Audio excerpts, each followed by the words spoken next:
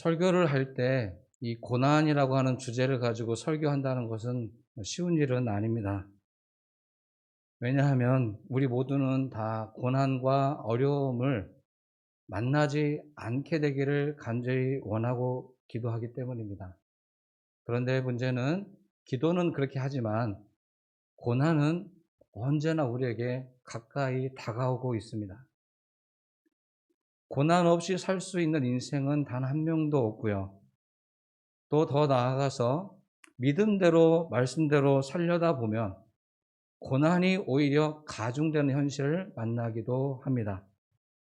그냥 눈 감고 세상 사람들이 하는 것처럼 남들이 가는 것처럼 그냥 흐르듯이 가게 되면 맞아들이지 않아도 되는 고난을 말씀의 찔림과 또 말씀의 도전을 받고 가다 보면 정의롭게 바르게 옳은 길로 가다 보면 많은 사람들로부터 질책과 여러 비난의 소리를 듣게 된다는 것입니다. 고난이 시작되면 이 고난의 주제가 어려운 게 고난이 닥치게 되면 대부분 많은 성도님들은 기도하시게 됩니다. 이 고난이 빨리 끝나기를 아니면 믿음으로 잘 극복하기를 위해서 기도합니다. 그런데 이 고난의 시간이 내가 원하는 시점보다 훨씬 더 길어집니다. 이만큼만 견디면 될 것 같지만 사실은 내가 예상하고 내가 기대하는 것보다 훨씬 더 오랜 기간, 훨씬 더 깊이 있게 우리 삶을 파고 들어올 때, 그때가 어렵습니다. 감사해야 되는데 감사보다는 불평하기가 쉬워지고, 하나님만 봐야 되는데 하나님보다는 고통과 사람을 보기 시작하기 때문입니다. 하나님의 은혜에 내가 압도되는 것이 아니라 두려움이 주는 공포에 압도가 되어서 해야 할 일도 하지 못하고 해서는 안 될 일에 오히려 마음을 쏟게 되는 위기에 빠지기도 합니다. 더 심각한 것은 고난을 시작할 때는 하나님이 나와 함께 하시는가 하는 것을 믿음으로 기도하지만 고난이 오래되어지면 마치 하나님도 나를 떠나신 것처럼 이 땅에 마치 나 혼자 남아있는 것 같은 경험을 하게 되는 위기를 만나게 된다는 것입니다. 그래서 이 고난은 쉽게 이기십시오, 할 수 있습니다라고 말하기는 쉽지만 실제 만나는 고난 앞에서 그렇게 살아내기란 여간 어려운 것이 아닙니다. 요한복음 9장에 보면 제자들이 길을 걷다가 어떤 한 사람을 만납니다. 그냥 정상적인 보고 싶은 사람을 보는 것이 아니라 태어날 때부터 앞을 보지 못하는 장애인을 만나게 됩니다. 제자들에게는 누가 묻지 않아도 생겨나오는 질문이 하나 있었습니다. 제자들이 가진 궁금증은 이것입니다. 저 사람은 과연 누구의 죄 때문에 이렇게 앞을 보지 못하는가? 부모님들의 죄인가? 아니면 이 사람이 가지고 있는 죄인가? 이 질문을 던지게 되는 것입니다. 여러분 어떻습니까? 태어날 때부터 장애를 가지고 태어났습니다. 고통을 안고 태어난 사람이 누구의 죄 때문에 앞을 보지 못하는 장애를 안고 살아가야 하는 것입니까? 어딘가에는 원인이 있을 텐데 그 원인을 찾기 위해서 질문을 던진 것이죠. 근데 요한복음 9장을 잘 읽어보시면 예수님은 전혀 다르게 이 장애를 바라보고 계십니다. 이 고통을 바라보고 계십니다. 누구의 죄 때문도 아니다. 오히려 하나님의 일을 나타내기 위함이다. 라고 전혀 다른 관점에서 이 고통과 고난을 바라보고 계십니다. 누구의 문제가 아니라 어떤 상황 속에서도 하나님의 영광을 드러낼 수 있다. 라고 하는 희망으로 예수님께서 바꾸어서 제자들에게 설명해 주셨습니다. 우리는 어떤 일이 있으면, 결과가 있으면 원인이 있다. 아니 땐 굴뚝에 연기가 나지 않는다. 이런 생각을 갖고 있습니다. 그래서 우리가 어떤 문제가 생기면 이 문제도 어딘가에서 문제가 꼬여서 이런 결과가 나온 것이다 라고 생각할 수 있습니다. 구약에도 이런 비슷한 류의 적용들이 있을 수 있습니다. 그런데 여러분, 우리가 믿어야 될 말씀은 무엇이냐면 예수님께서 어떻게 말씀해 주셨는가가 가장 중요하지 않습니까? 예수님은 오늘 요한복음 9장의 말씀을 통해서 누구의 죄 때문도 아니다. 이게 죄의 문제가 아니다. 중요한 것은 이런 고난을 만났을 때, 원하지 않는 고난을 만나게 되었을 때, 그때에도 하나님의 일을 할 수 있다. 나타낼 수 있다. 이렇게 믿음으로 고백하는 것이 더 중요하다고 하는 것입니다. 먼저 이 고난 앞에서 설교를 진행하기에 앞서서 먼저 우리가 고백해야 될 것은 우리에게 오는 고난은 죄 때문이 아니다. 이 사실을 믿는 겁니다. 죄 때문이 아니다. 그럼에도 불구하고 지금에 와서도 많은 사람들이 나의 고통뿐만 아니라 다른 사람의 고통도 안아주고 품어주고 위로해주기보다는 죄 때문이라고 정죄하기에 바쁩니다. 기도하지 않아서 그런다. 예배 나오지 않아서 그런다. 목회자의 말을 거역해서 그런다. 그럴듯하긴 하지만 전혀 사실이 아닙니다. 예수님은 우리의 모든 고난과 아픔은 죄 때문이 아니라 그 아픔과 고난이 있다 할지라도 하나님의 영광과 하나님의 일을 나타낼 수 있다고 우리에게 힘을 주시고 계십니다. 만약에 우리에게 닥친 모든 고난과 어려움과 질병이 죄 때문이라고 한다면 성경에 나오는 다양한 여러 종류의 사람들은 다 죄 가운데 있는 사람들일 것입니다. 저주받은 사람이라고까지 말할 수 있을 것입니다. 성경에는 우리가 생각하는 믿음의 사람이라고 하는 분들, 고난 없이 하나님 일을 했던 사람이 과연 누구입니까? 아브라함과 모세, 이사야, 오늘 본문을 선택한 다윗, 예수님마저도 그 죄라고 하는 관점으로 본다면 저주받은 사람일 것입니다. 성경은 우리에게 희망과 위로의 말씀을 주십니다. 우리가 현재 고난을 겪으실 수 있고 육체의 질병 때문에 아파할 수 있습니다. 그러나 이것은 누구의 문제가 아니라 우리 모두가 겪을 수 있는 일이고 이 어려움 속에서도 하나님은 우리와 함께 하심을 믿는 것이 중요하다는 것입니다. 두 번째, 고난이라고 하는 주제가 어려운 이유는 이 고난이 어떤 특정한 사람에게만 다가오는 것이 아니라 누구에게나 고난이 다가온다는 것입니다. 성경에서는 고난을 너무나도 쉽게 발견해낼 수 있습니다. 성경의 말씀에는 고통과 고난이 없다 말하지는 않습니다. 고통과 고난이 오히려 있다. 그러므로 우리는 고백해야 될 게 고난을 부정하고 아무것도 아닌 것처럼 여기는 것이 아니라 고난을 있는 그대로 인정하는 자세가 필요합니다. 오늘 예배를 열심히 잘 들으셔도 이번 주 중에 어려움을 만나실 수도 있습니다. 만나지 않게 되기를 간절히 원하지만 만나실 수 있습니다. 그러면 예배에 실패했기 때문인가? 그렇지 않습니다. 예배를 잘 들으시고 말씀을 잘 묵상하고 하나님 안에 살려고 하시면 고난을 만나실 수 있습니다. 우리 주변 그래서 생각하실 것은 뭐냐면 누구에게나 고난은 올 수 있다. 이것을 전제하시는 게 중요합니다. 두 가지 말씀드렸습니다. 첫 번째, 고난은 죄 때문이 아니다. 두 번째, 고난은 누구에게나 올 수 있다. 이 사실을 전제하고 이 고난을 대하셔야 합니다. 그러면 이런 고난 앞에 섰을 때 우리는 우리 믿음을 가진 우리 성도 여러분께서 가장 먼저 할 수 있는 것은 기도일 것입니다. 그럼 이 고난 앞에서 우리는 어떻게 기도해야 되는가? 기도의 내용에 초점을 맞추실 겁니다. 그런데 오늘 저는 이 고난의 기도에 대한 내용이 아니라 고난 앞에서의 기도가 왜 필요한지 이 사실에 집중해서 여러분께 말씀을 드려보도록 하겠습니다. 기도는 무엇입니까? 고난 앞에서 우리는 왜 기도해야 되는 것입니까? 빨리 이기기 위해서입니까? 아니면 앞으로는 이런 고난이 없도록 막아서기 위해서 방패막이로 기도하는 것입니까?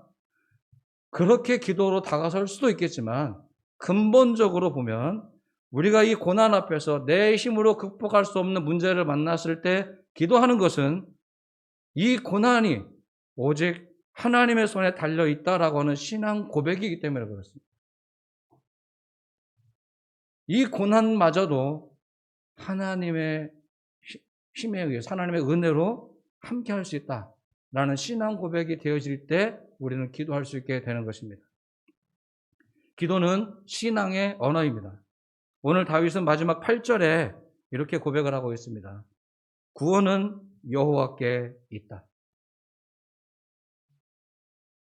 우리를 살리는 힘은 하나님께 달려있다. 이렇게 믿음으로 고백하는 사람만이 고난 앞에서 기도의 자리로 나올 수 있는 것입니다. 여러분, 기도와 하소연을 혼동해 쓰시면 안 됩니다.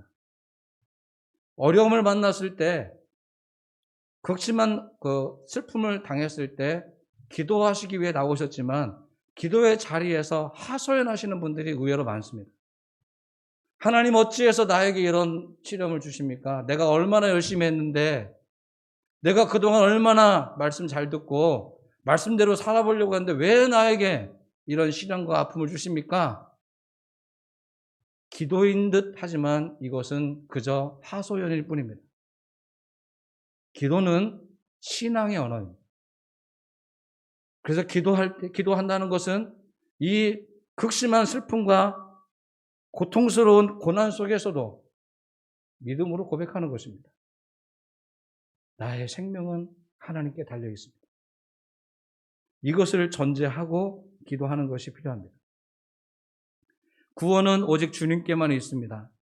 다윗의 이 짧은 표현, 이것은 곧 고난 앞에 서 있는 저와 여러분의 기도의 언어이고 믿음의 표시가 되어야 될 것입니다. 우리가 고난에 닥쳤을 때 이걸 해결해 주는 사람에게 달려가거나 아니면 내 생각대로 의지하지 않는 이유가 어디 있습니까? 해결점이 하나님께 있다는 믿음의 고백 때문 아니겠습니까? 고난 앞에 섰을 때 이 사실을 놓쳐버리면 안 됩니다. 내가 어려운 문제를 만났을 때 하나님께 나와서 예수님의 이름으로 기도하는 이유는 이 고난의 원인을 찾기 위해서도 아니고 빨리 끝내버리기 위해서도 아니고 오직 하나님께만 달려있다는 믿음의 고백을 하기 위해서 나오는 겁니다. 고난이 있을 때든 아니면 내가 영광의 자리에 있을 때든 구원은 하나님 손에만 달려 있습니다. 이 사실을 고백하는 분이 기도하시는 분이 되는 겁니다. 고난 속에 있을 때, 어려움에 처해 있을 때 하나님을 찾는 것을 놓치지 마십시오. 하나님을 찾는 것을 포기하지 마십시오. 하나님은 좋을 때만 도와주시는 분이 아니라 오히려 어려운 일을 겪으셨을 때 더 위로해 주시고 더 큰 은총을 내려주십니다. 비록 아픔은 사라지지 않아도 아픔 중에서도 위로와 희망을 주실 수 있는 분이 하나님이십니다. 하나님 앞에 나와 기도하는 것을 잊지 마십시오. 여러분, 지난 1년 동안 코로나19 때문에 하나님을 만나 예배하는 이것이 많이 힘들었습니다. 그러나 대면에서 나와서 예배 드리는 일이 힘들었다고 해서 여러분이 하나님을 찾는 일이 줄어들어서는 안 되는 건 아니겠습니까? 하나님을 찾는 것은 내가 오늘 교회에 나와 있든 여러분의 삶의 현장에 계시든 어느 때든지 포기할 수 없는 일입니다. 오히려 여러분의 고난의 현장, 삶의 자리, 코로나19로 막혀있는 그 자리에서도 하나님을 신뢰하는 마음으로 기도하시는 그런 믿음의 노력이 필요하리라 생각되어집니다. 하나님 앞은 어디에서나 하나님 앞이 가능합니다. 그게 우리 전능하신 하나님이 가진 위대하심이라고 저는 믿습니다. 눈앞에 보이지 않아도 하나님 앞은 언제나 우리가 나아갈 수 있는 것입니다. 고난의 시간이 길어졌을 때 아까 서두에 말씀드렸던 것처럼 내가 예상하는 것보다 훨씬 깊이 있게, 아프게, 길게 고난이 다가오면 우리는 어떤 것들을 경험하게 됩니까? 그때 기도하면 곧바로 돕는 사람들을 보내주시고 곧바로 통증이 좀 사라지고 하면 좋으련만 그러지 않잖아요. 기도를 절실하게 해도 통증은 사라지지 않고 고통은 감해지지 않았습니다. 어려움을 당하면 현실적으로 만나는 일들이 있습니다. 오늘 다윗에게도 그 일이 있었습니다. 1절과 2절의 말씀을 한번 여러분 개인적으로 한번 읽어보시면 이게 얼마나 쓰라리고 아픈 말씀인가 하실 겁니다. 이 시편 3장은 여러분 제목에 나와 있겠지만 압살롬을 피해서 지은 시입니다. 압살롬은 누구입니까? 다윗의 아들입니다. 아들이 아버지를 죽이겠다고 아버지의 나라를 빼앗아 버립니다. 그리고 빼앗기고 도망자의 신세가 됩니다. 내가 사랑하는 나의 자녀가 나를 미워하는 것을 넘어서서 나를 죽이겠다고 합니다. 이 고통을 헤아릴 수 있겠습니까? 그런데 그 고통은 그 한 사람이 나에게 찌르는 고통으로 끝나지 않습니다. 오늘 1절에 보시면 나의 대적이 어찌 그리 많은지요. 일어나 나를 치는 자가 많습니다. 많은 사람이 나에게 이렇게 말합니다. 너는 하나님께 구원을 받지 못할 것이다. 이것이 현실입니다. 여러분이 고통 앞에, 고난 앞에 서게 되면 대다수의 많은 사람들은 마치 기다렸다는 듯이 여러분을 조롱하고 여러분을 말로 힘들게 아프게 합니다. 모욕적인 말을 합니다. 견딜 수 없는 고통을 더해줍니다. 위로하는 사람을 만나는 것보다 오히려 나를 넘어뜨리고 나를 힘들게 하는 사람을 만날 경우가 훨씬 더 많습니다. 여러분 그렇지 않습니까? 하나님의 현존에 대해서도 의심하게 만들 겁니다. 압살롬만 나를 힘들게 해도 힘든데 주변에 있는 사람들까지 모두가 다 다윗을 배반합니다. 그리고 다윗을 조롱합니다.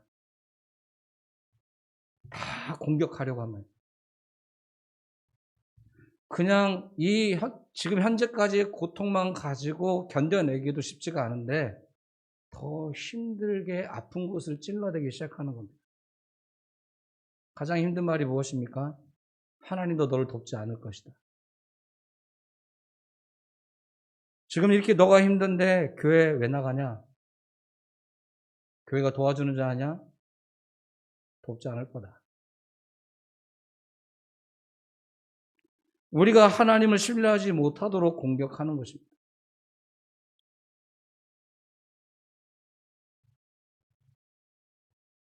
이게 저의 개인의 체험입니까? 우리 모두가 사실은 겪을 법한 일 아니겠습니까? 그러나 사랑하는 성도 여러분, 이건 현실이긴 하지만 이 현실을 어떻게 무엇으로 극복하겠습니까? 기도도 안 나오는 이 현실을 무엇으로 이기겠습니까?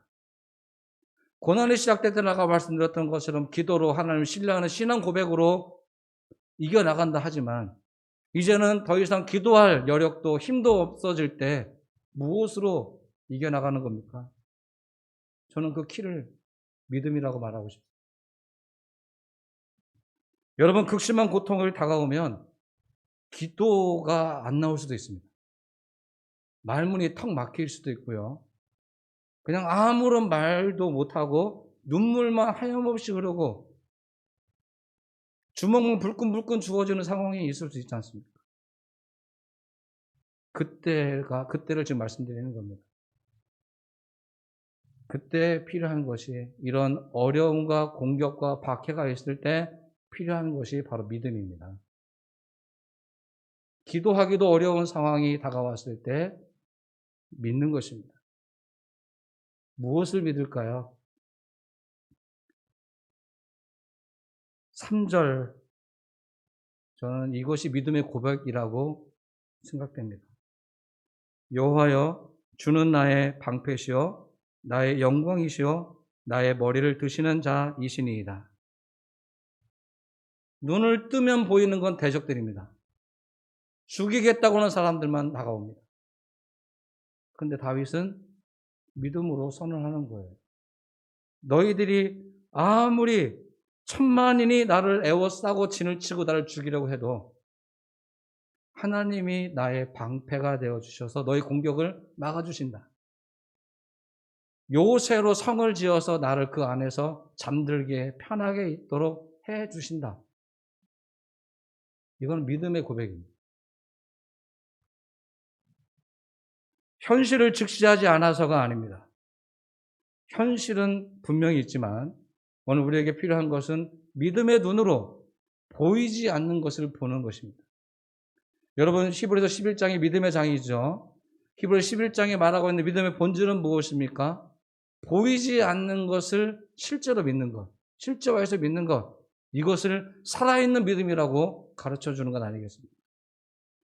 고난이 왔습니까? 고난 앞에 섰을 때 살아있는 믿음을 보이실 수 있습니다. 욥의 고백으로 한다면 이전까지는 귀로만 들었던 하나님의 은혜가 직접 눈으로 볼 수 있는 실제적인 은혜로 경험하게 되어진다는 것입니다. 저는 오히려 이 고난이 우리의 믿음을 더욱더 보배롭게 만들 수 있는 기회가 될 수 있다 말씀드리고 싶습니다. 우리의 고난과 어려움 속에 있을 때 아무도 나를 도와주는 사람이 없는 상황에 빠져 있을 때 그럼에도 불구하고 하나님은 우리를 지켜주신다. 사방에서 나를 우겨싸고 나를 죽이겠다고 달려들어도 하나님은 나를 지켜주신다. 이 사실을 믿음으로 고백할 수 있게 되기를 바랍니다. 시편 34편 19절에 이런 구절의 말씀이 있습니다. 의인은 고난이 많으나 여호와께서 그의 모든 고난에서 건지시는도다. 동일한 인물 다윗의 고백입니다. 똑같은 고난이지만 다른 고난입니다. 의인이기 때문에 받는 고난, 그런 고난은 더 많을 수 있지만 하나님은 그 모든 고난에서 건져주신다. 이렇게 고백했던 다윗의 고백이 위대합니다. 다윗만 이렇게 고백하고 끝나고 은혜롭다라고 넘어갈 수 있는 문제는 아니라고 생각합니다. 저는 오늘을 살고 있는 저와 여러분들께서 이 다윗과 같은 고백으로 믿음을 선언하는 그런 살아있는 신앙인으로 살아갈 수 있게 되기를 바랍니다. 하나님의 뜻에 맞추어 살아가다 보면 고난이 오히려 가중될 수 있습니다. 고난 때문에 앞에 예고되어 있는 고난 때문에 해야 될 말을 못하거나 해야 될 일을 하지 않는 것이 아니라 고난이 있을수록 오히려 나는 더 하나님의 사람답게 신앙과 믿음 안에서 진실을 쫓아 나아가겠다. 이렇게 고백하는 것이 믿음 아니겠습니까? 타협하지 않고 오늘 하나님 앞에 진실된 모습으로 살아갈 것을 결심하는 것이 곧 우리의 믿음일 것입니다. 사순절은 예수님께서 인류의 우리의 죄를 담당하기 위해서 십자가 위에서 죽어주신 날을 기념하며 함께 고난에 동참하는 것입니다. 고난에 동참한다는 것은 무엇입니까? 고난 앞에 가지 않아도 될 일에 내가 나가는 겁니다. 왜요? 예수님이 그렇게 하셨으니까. 고난 앞으로 당당히 나아가시는 겁니다. 그리고 그 앞에서 믿음으로 고백하는 겁니다. 오직 구원은 하나님의 손에 달려있다. 의인은 고난이 많으나 하나님은 모든 고난에서 우리를 건져주신다.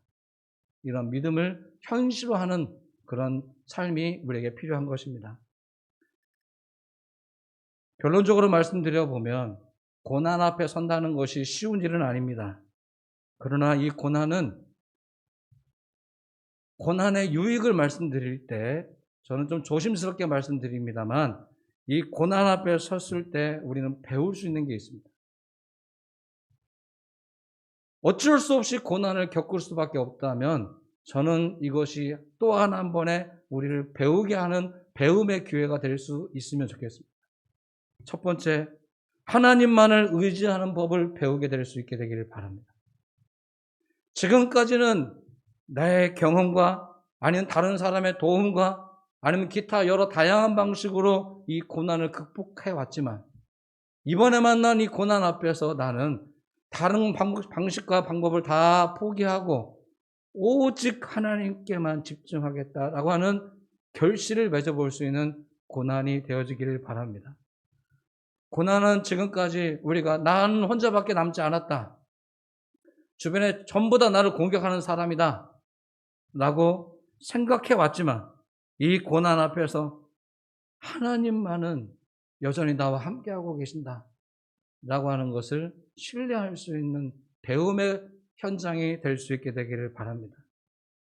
고난 속에서 하나님의 도우심을 받을 수 있는 분이 행복한 사람입니다. 사람의 도움도 절실하고 필요하고 좋은데 하나님께서 나를 도와주시면 얼마나 좋겠습니까? 그것이 행복 아닙니다. 고난을 만나지 않는 것이 아니라 고난 속에서 하나님의 위로와 하나님의 평강을 경험할 수 있다는 것이 행복 아니겠습니까? 우리는 새롭게 기도하는 법을 터득할 수 있게도 됩니다. 지금까지 수없이 주십시오. 해결해 주십시오. 없애 주십시오. 내용적으로만 구했던 기도가 하나님이 함께 하심을 믿음으로 고백하는 신앙의 언어로, 고백적인 언어로 바뀌어진다면 더 이상 좌절하지 않고 다시 일어설 수 있다라고 하는 희망을 선언할 수 있는 기도가 된다면 저는 이 고난이 우리에게 해줄 수 있는 가장 좋은 유익이라고 감히 말씀드리겠습니다. 지금 우리는 사순절을 보내고 있습니다. 이 사순절을 보내며 저와 여러분이 함께 고백하셔야 될 것이 있습니다. 먼저 인정하셔야 될 것은 고난이 없는 인생은 없다. 고난 앞에 더 이상은 굴복하지 않겠다. 고난이 왔을 때 다윗처럼 하나님을 방패와 요새와 영광스럽게 들려주시는 분으로 고백해야 되겠다. 고난은 우리의 삶을 망가뜨리기도 하지만 우리 삶을 오히려 더 감사하고 보배롭게 만들기도 합니다.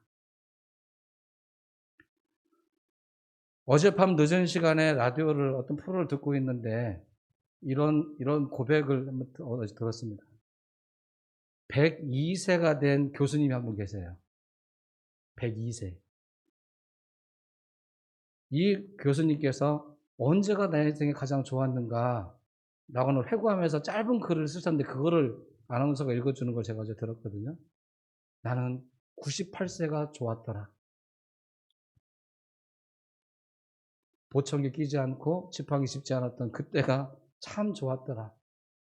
짧은 내용이었는데 현실에서 98세면 할 수 있는 것보다 하지 못하는 것들이 훨씬 많은 나이인데도 나는 그때가 좋았다. 그것만이 힘들어서 그분이 그렇게 고백한 것이 아닐 것입니다. 오늘 우리도 고난이 우리의 삶을 더 이상 망가뜨리지 않도록 고난을 통해서 오늘 우리도 이렇게 아름답게 고백할 수 있게 되기를 바랍니다. 고난 속에서는 하기 어렵지만 고난 앞에서 기도와 믿음을 지키며 극복하고 나면 고난을 통해 고백할 수 있을 것입니다. 이제 우리는 마지막에 고백 이것일 것입니다. 나의 것이 아니라 하나님의 것이다. 나의 몸도 하나님의 것이다. 나의 시간도 내가 내 것이라고 생각하며 쓰고 있는 이 시간도 하나님의 것이다. 고난을 통해 우리의 연약함을 깨닫고 하나님을 더욱 의지하는 이 믿음을 키워나갈 수 있게 되기를 바랍니다. 이번 한 주간 동안 여러분 예배를 마치고 돌아가시면 여러분에게 평화로운 일상만 있게 되기를 간절히 바라지만, 혹시 고난, 고통, 질병을 만나게 된다 할지라도 하나님을 향한 신앙 고백은 잊지 마십시오. 하나님은 여전히 나와 함께 하신다는 이 도전의 말씀을 믿음으로 고백할 수 있게 되기를 바랍니다. 기도하겠습니다.